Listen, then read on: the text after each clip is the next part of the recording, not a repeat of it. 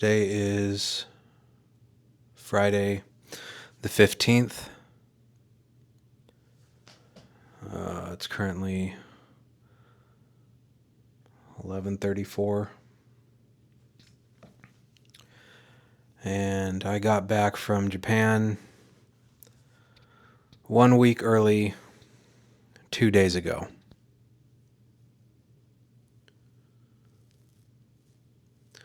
I would say, if you remember from my last video, but I never got around to uploading the rest of my videos or even recording many more. So, hell, I don't even know if this is going to get uploaded. I don't know. If this does end up getting uploaded, this is probably going to be longer than my previous videos, substantially, either 2 or 3 times as long, possibly up to an hour. So I'd probably recommend watching this in 1.5 or 2 times speed for your own convenience. Well, I will assume that if I do upload this, then I've uploaded the other videos. So I will continue off of what I believe the last video was about, which was basically my 4th day in Japan, where I got to go to the Tachikawa Hanabi Taikai, because basically that's where recording stopped. And frankly, that's where a big portion of my vacation stopped for a while. So this video is kind of designed to encapsulate the 3 weeks following the Tachikawa Hanabi Taikai all the way up to the point where I am now back home a week early for my intended month-long vacation in Tachikawa.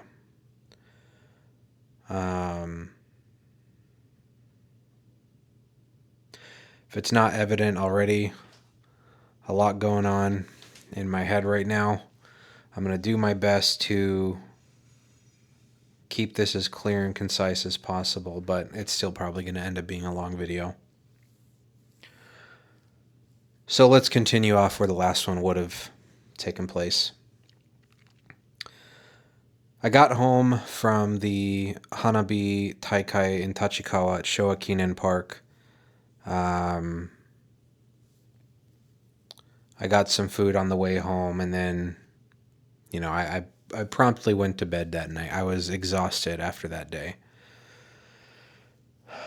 The day after, bear in mind, I still hadn't really recovered from jet lag at this point. So jet lag with the intention of taking about 3 to 5 days to rest, but immediately interrupted that with an event that was very dense, very active, and required me to stand for basically 7 hours on my feet.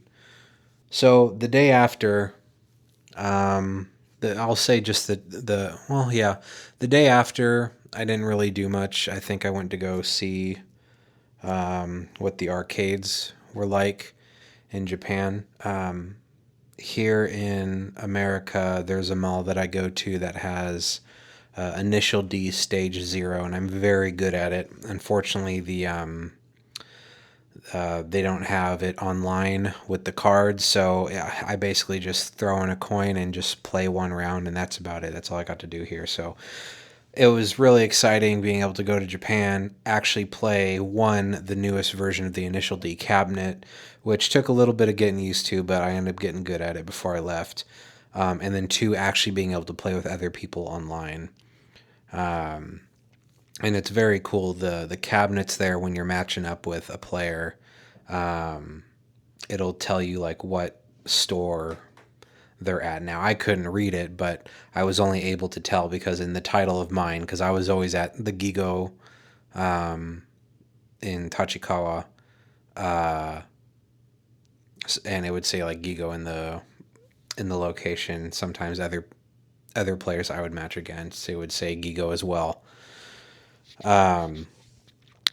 So I played a lot of that for the remaining time of my time there. Now, again, I'm just talking about the day following the Hanabi Taikai.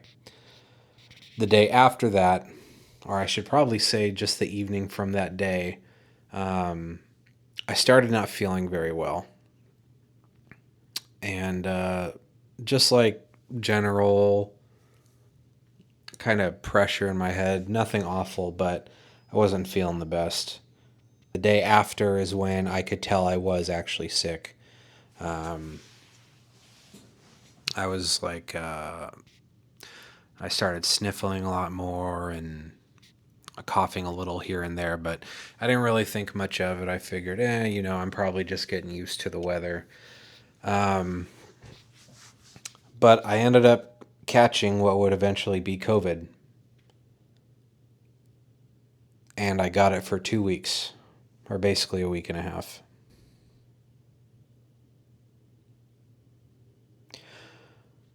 Man, I don't really know how to talk about this part. What the best route for it is. I was effectively bed bound, hotel room bound for a week and a half at that point. Um, the sickness ended up getting so bad that I ended up going to, I had to find a clinic nearby, and I went there. And of course, I don't speak Japanese, but I did my absolute best to communicate with them through practicing some translations while I was in the waiting room. And of course, they were all very kind and were accommodating. They ended up running a test on me, positive for COVID. And then I ended up getting prescribed some medication, a variety of medication. Seems like in Japan they usually do things in low dosages. So in a bag, I received probably 25 plus like individual capsules I would need to take, and I would need to take like 4 or 5 of them a day with the intention of taking over 5 days.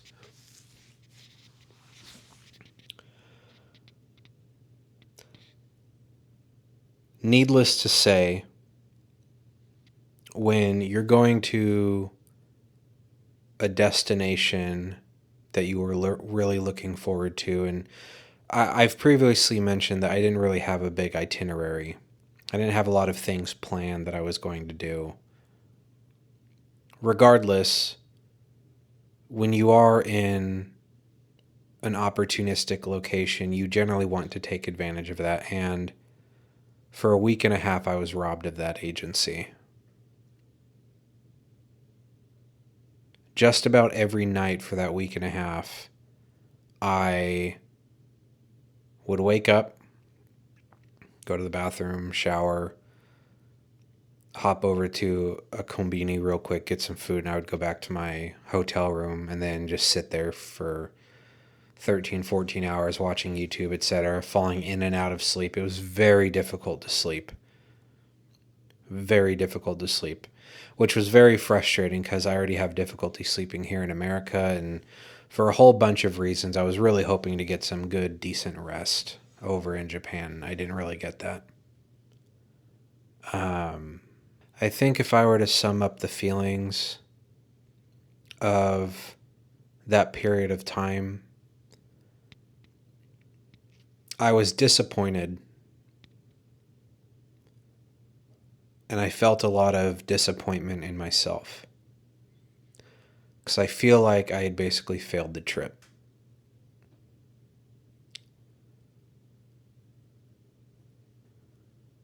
To a lot of people, hearing that I felt disappointment in myself may not necessarily make sense, but um, I I don't know how to describe it. The only thing I can think of like closely to describe it is probably about 10 plus years ago. I was working a delivery job and I did not get sleep the night before, and I'm responsible for driving. And I remember I was on my way to a delivery for something, and I fell asleep behind the wheel completely for probably 4 seconds. And I hit a curb.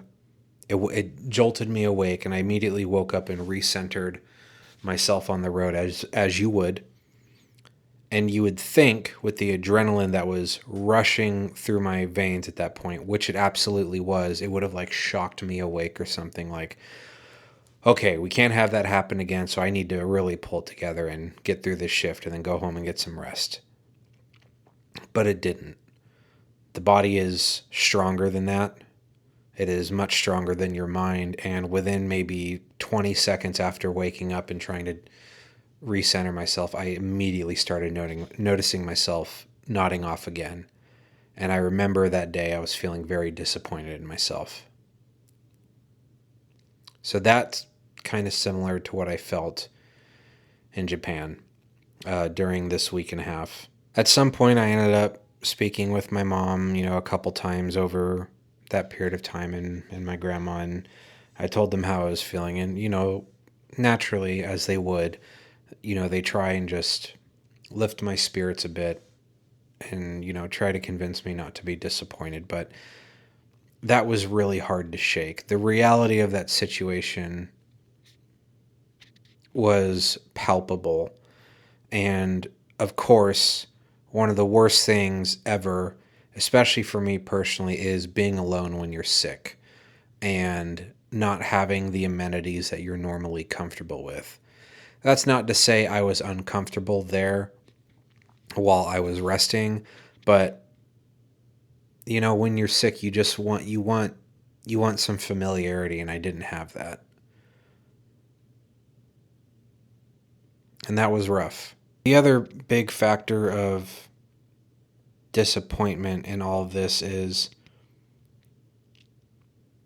if you had watched my first video that I posted where I was recording myself previously to flying to Japan, I mentioned that I was putting a lot of weight on this trip. Historically, I have been exceptionally unlucky when I have decided to go out of my bubble and take a little bit of risk. It has slapped me in the face every single time. And this was no exception. Just some notable events was I ended up getting my dream car a couple years ago when I had a roommate, and due to housing conflicts and some unforeseen circumstances that were not made super clear to me in ample amount of time, I ended up having to sell that car. Another time is, shortly after I moved into the apartment that I live in right now, I was finally getting out of a pretty bad headspace a couple years down the line. I was getting ready to work out, and literally a week before I went, I ended up giving myself a really bad injury on my right heel, which has effectively stopped me from doing any decent motor work since then. And now that I'm back here in America, I intend on addressing that further. But and then this was just another one, spending a lot of money on the trip that I did, only for it to kind of end up like this, and that was rough.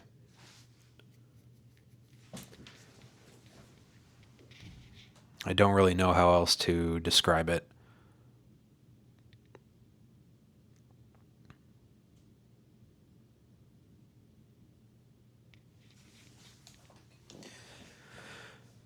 Anyway, after about a week of being sick, near the end, I will say, of being sick,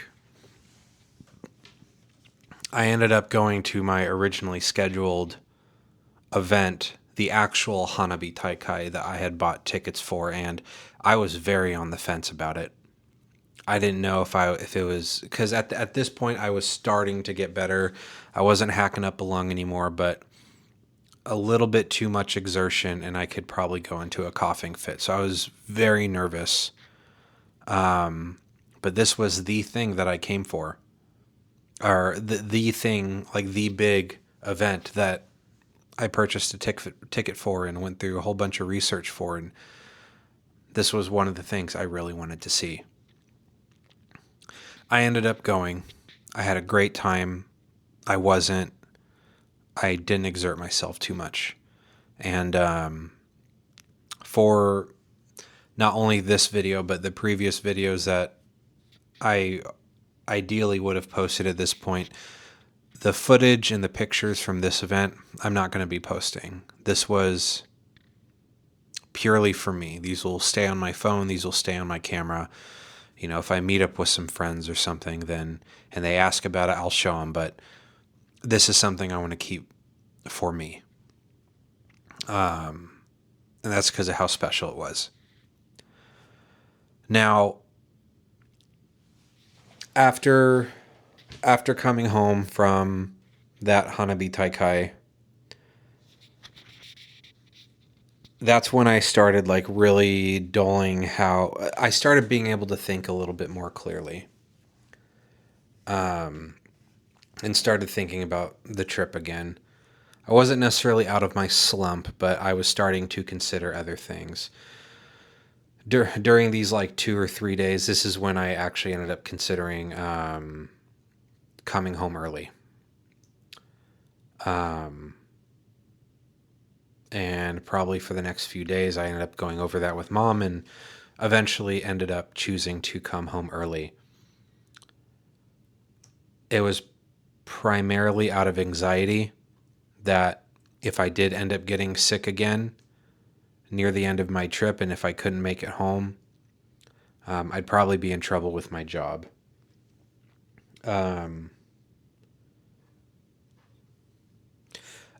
It's unfortunate to say, but during this point of sickness, I basically, where I was stuck in my hotel room, I basically completely threw out the fact that I was in Japan. I immediately started thinking of home again and what I was going to have to do getting back home and immediately getting back into my routine. And that was also playing a big factor in my disappointment. But anyway, it was a hard choice. I ended up having a pretty emotional conversation with my mom over the phone the night before I decided to do it, where I basically felt like I had failed my plan. I had failed myself, and I was extremely disappointed in myself. Eventually got over that slump and bought a ticket back home for the following week, the following Wednesday. So at this point, the clock was officially ticking. This was my last week. I remember laying in bed that night and just kind of staring up at the ceiling.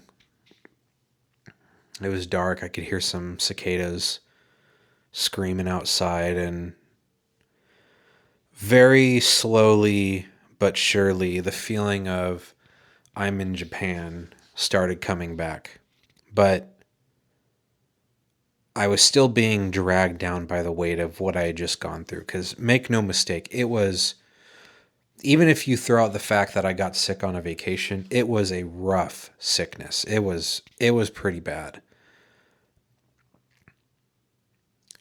So during these like 1 or 2 nights where I just spent a lot of time thinking, and I was kind of reminiscing about the year that I had spent prior to this trip basically planning, going over all the details in my head again. Why?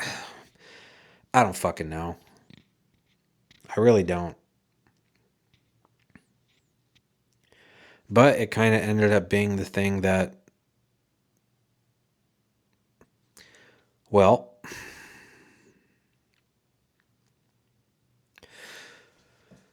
it kind of ended up being the thing that kind of brought my trip back to life. So I was thinking about, the hardware that I bought, this camera, which I basically didn't use at all.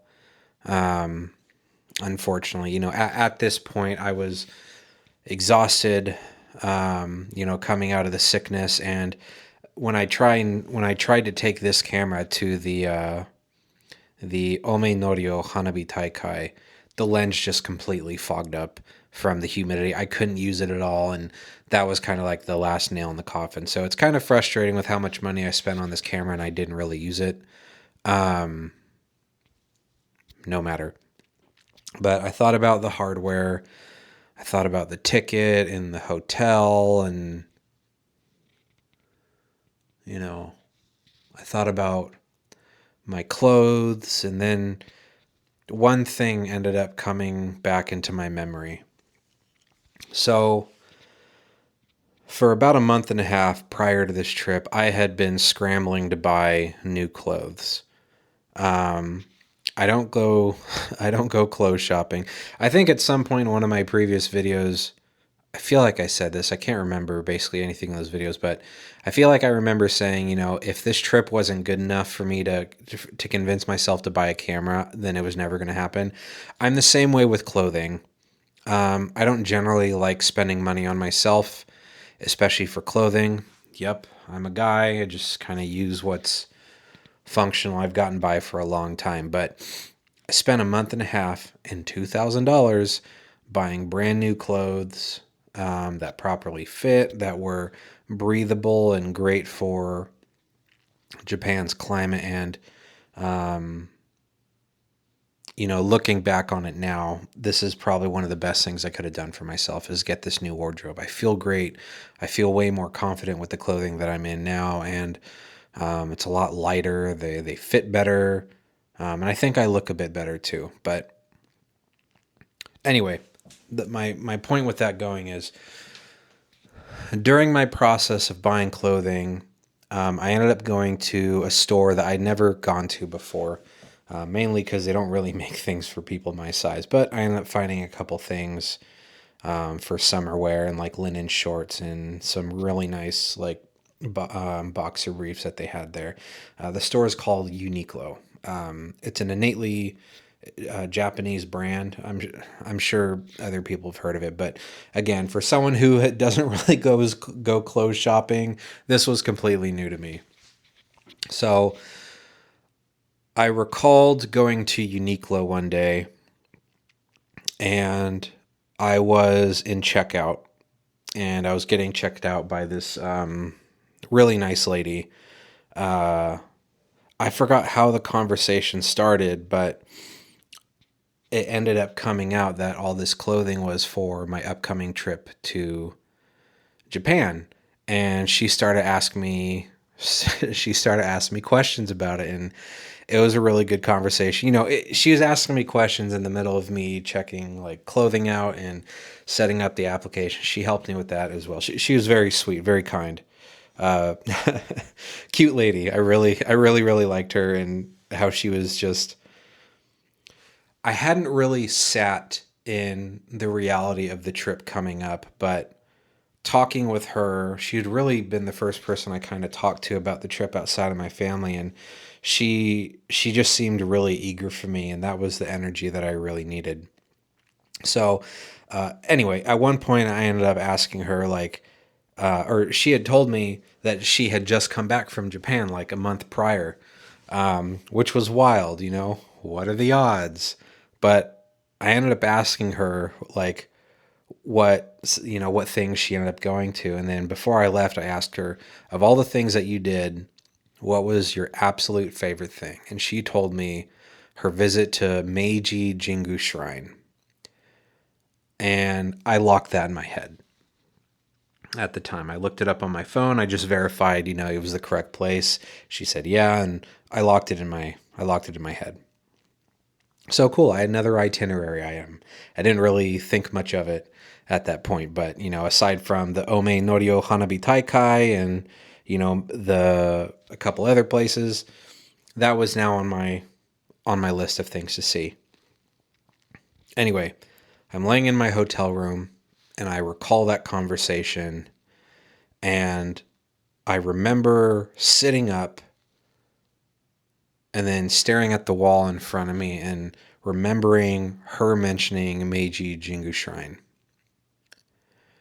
And also remembering that, I only have a couple days left at this point. So it was right then and there that I said in my head, I'm not going to let this be the end of it. It definitely didn't turn out to be the trip that I was hoping for it to be, but I'll be damned if I'm not going to make something of it. So it was almost like cult activation. For the next 24 hours in my head, all I thought about was that lady and her saying Meiji Jingu Shrine, go there. I was deadlocked on that. So anyway, I organized a day. I believe it was a Sunday that I ended up going. I got off the train. I forgot what station it was at, but the entry to the camera ended up overheating again. So I think this happened in one of my hotel videos. I've now attached the cooler again. So if you hear droning, that's what it is. I can't get rid of it. Picking up where I left off, I got off at the train station. Meiji Jingu Shrine was right behind it. I made a conscious decision at that point that I wasn't going to be recording or taking any pictures while I was at the shrine. Not only was this an important visit for me, but also just still trying to bear in mind the respect of, native culture. And I personally didn't want to take anything. So walked up to the Great Torii Gate, bowed in recognition, and proceeded forward.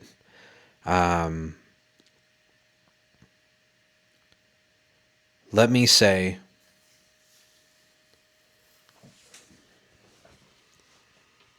this, as good as the Ome Norio Hanabi Taikai was, like as a personal event, this Meiji Jingu Shrine was the best part of my trip for a variety of reasons. It just seemed perfect. It was slightly rainy that day. And as you might expect in Japan, it was just muggy and all of that, but it was exactly what I needed it to be. The moment I went through that first torii gate and you're met with the trees that basically completely block out the sun, and it's hot and it's humid and cicadas are screaming and everything, but I'm not religious or spiritual by any stretch, but if there were ever a time in my life where I felt something, it was there. Anyway, I went through, I followed the path all the way up to the shrine and offered my prayers. I offered a thank you for keeping me in good health, good enough to visit the shrine, welcoming me to the country and keeping me safe. It was very emotional. I got teary-eyed pretty hard when I was there. And, despite tourists everywhere and cameras and everything, no one was taking that from me, what I was feeling. And, yeah, it's hard to put it into words. Anyway, finished my prayer at the shrine. I was about to leave, and then I saw that they had like a stall for selling some charms. And I thought, oh, great.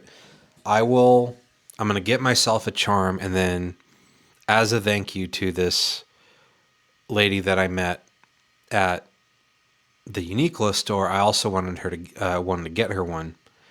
And I shit you not, I still don't know why, to this day, why I spent so long here, but I spent probably 40 minutes in this just little lobby area. I wasn't staring directly at the board of what charms they were offering, but I just spent 40 minutes in this lobby area, people watching, just listening. And obviously for 90% of them, I couldn't understand what they were saying. And there was a whole bunch of other people from other countries there as well.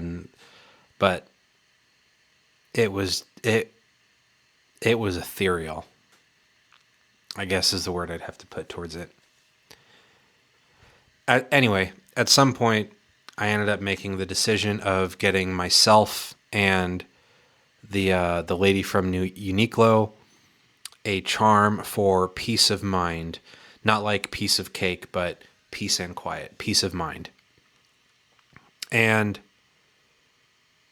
it felt very appropriate because almost immediately after making my prayer to the shrine, I'm getting emotional just thinking about it. Very shortly after making my prayer to the shrine, I had almost completely forgotten about the week and a half prior. It felt like I just got completely cleansed. It was the saving grace of my trip. And it gave me a lot of hope for the last few days, even though I obviously wasn't going to be here much longer. It gave me a brighter outlook. And because of that, for what was at that point a sort of forgettable trip, other than the Ome Norio Hanabi Taikai, this made it 100% memorable. This was unbelievably important to my trip success.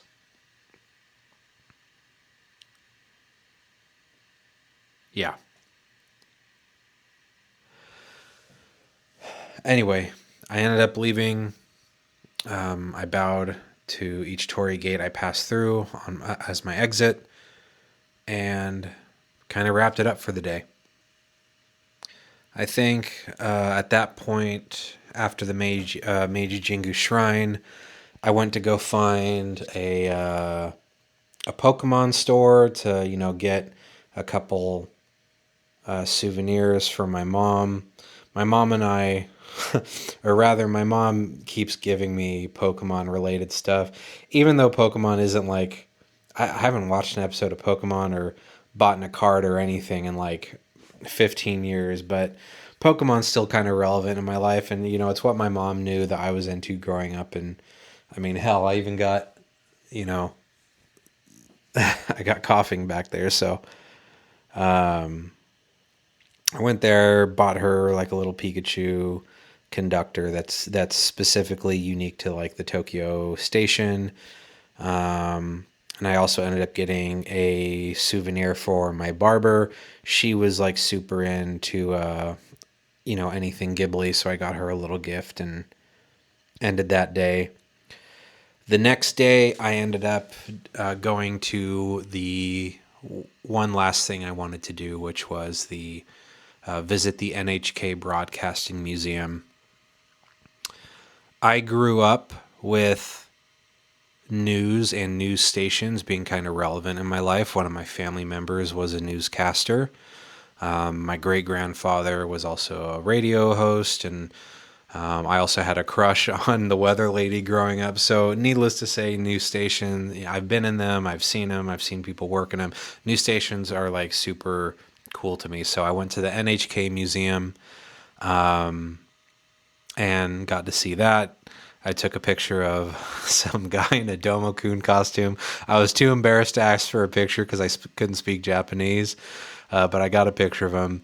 That was also super relevant to me because Domo has been my nickname for the last like 15 years of my life, and it comes from Domo-kun. So I got a couple Domo-kun souvenirs for myself. I was very happy to do that. I think that's where I closed out that day. And then the day after, I just went souvenir shopping for more. I got myself a couple more things, a couple Evangelion things. I got one of my coworkers some souvenirs and called it there. And then my last day, I just relaxed. I got some food. I went to the arcade and closed it out. And then that Wednesday,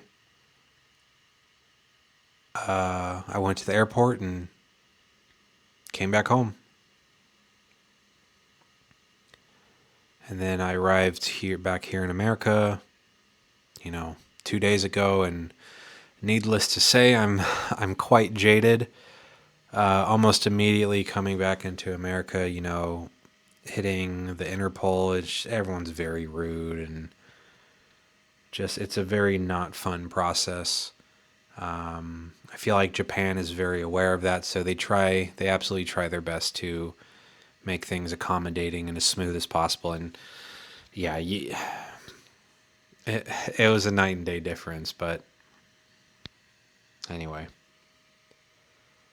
I'm back now and, reflecting on the trip. I still am disappointed about what happened, but I'm no longer beating myself up about it anymore. The last week of my trip ended up being the best part. And it's because of Meiji Jingu Shrine. I'm never going to forget that. I'm never going to forget the lady that made that suggestion to me either. And I'm actually really excited to give her the souvenir. This upcoming Sunday, I'll be hanging out with my mom and grandma just to kind of, give them the details of the trip. And then hopefully afterwards, I'm going to go to the mall, have my arcade Sunday that I usually do at the round one. And then hopefully, I'm hoping, I don't know if she could be working somewhere else now at this point, but I'm hoping she still works there. And then I'm going to give her the charm and, thank her, because my gratitude for that day at Meiji Jingu Shrine is insurmountable, as well as the last few days that day gave me because of what it brought me out of. And yeah, so I am like hell-bent on getting that to her now. I've already unpacked my souvenirs. I haven't unpacked my suitcases yet. I can't even focus on that. I so want to give this to her, to let her know how important it was. And yeah, it's just, anyway, where am I now? I didn't get all the answers that I wanted going to Japan, but what I am confident of is that the way that Japanese life goes definitely fits me more. I would say in terms of a place to live. I mean, obviously I didn't pay any bills or, be a part of the, bureaucratic process, but money is money, paperwork is paperwork. The language is obviously a huge hurdle, but I feel like it would be worth learning that to go there. Because I honestly feel like I would just jive better there. I don't fit in here in America at all. I really don't. The culture here is not to my speed. The only problem with my plan right now is that the fiscal implication can't be ignored. Prior to me taking this trip, I came to the conclusion that, let's say I did really enjoy my time, which I did, and I decided to move there. There are really only two avenues for me. And each one has its pros and cons. But both of them require all eggs in one basket. The first would be to somehow get a job in Japan through an organization here in the West. That would be the more stable option. Now, that comes with some cons. Going down that route, let's say I did find a job here in the West and they decided to have me go to Japan.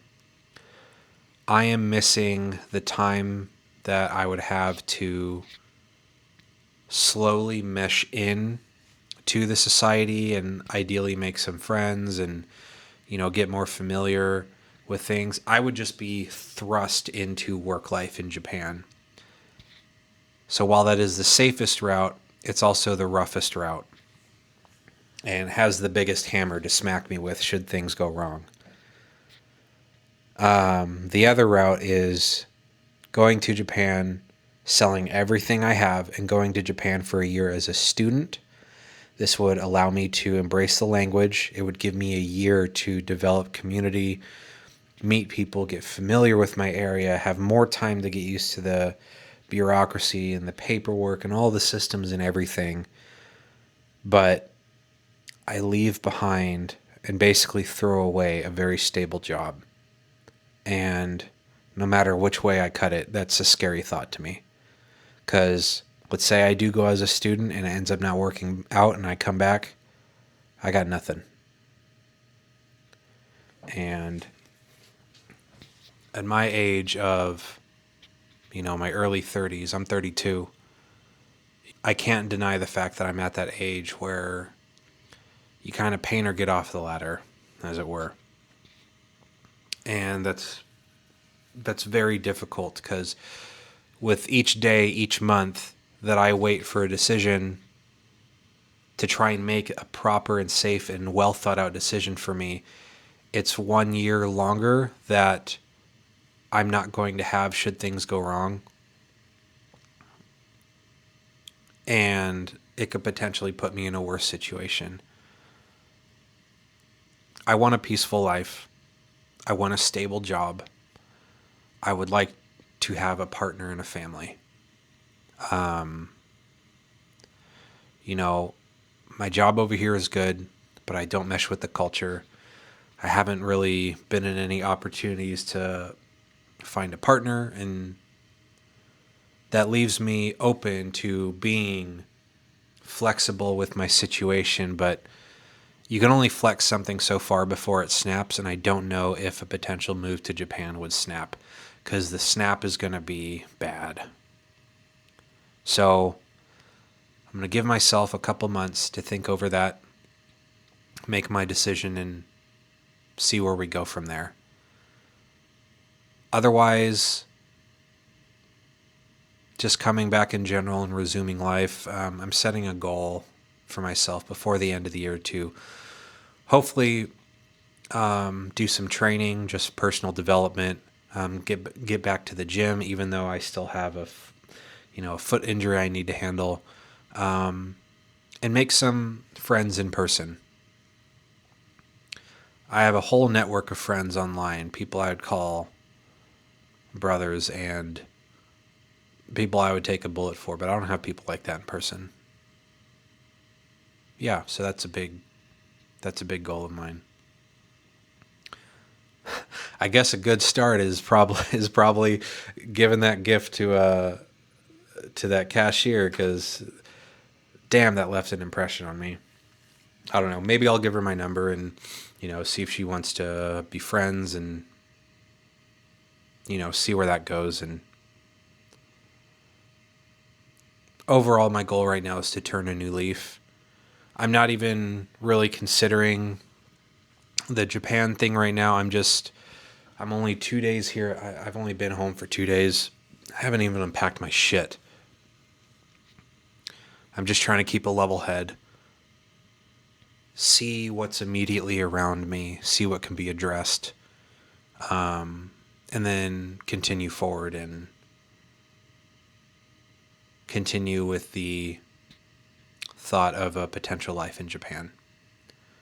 And ideally I'll find some resources, whether it be classes or videos, or I guess what would be most ideal would be people. But yeah, that was my Japan trip. First half was definitely disappointing, but I don't regret going. I don't regret coming back early. That's probably for the best, realistically. I hope I can go again someday. I just don't know when or how. Because I spent basically everything I had on this trip. It wasn't much of a vacation, though factually that is what it was, but I spent all this money to find an answer. And I think I have one half of the answer right now. And I need a couple months to figure out the other half. So yeah, I'm going to take some time, get back into routine, start doing things to better myself, hopefully meet some new people that will open my mind, and hopefully I can share things with them and be useful to them or provide them some benefit. And yeah, I think that's where I want to go with this. So with all that behind me, some new things for me to tackle ahead of me, and the potentiality of a future that I need to figure out, this concludes my trip to Japan. These videos were primarily for myself, but if you did watch any of them, I greatly appreciate it. I'd love to hear your thoughts. And I don't know what else I'll do with this channel, if anything. I got a really damn good camera now that I need to put some use to, because I definitely didn't use it in Japan, but we'll see what happens in the year to come. If you made it all the way here, I appreciate you listening, and see you around.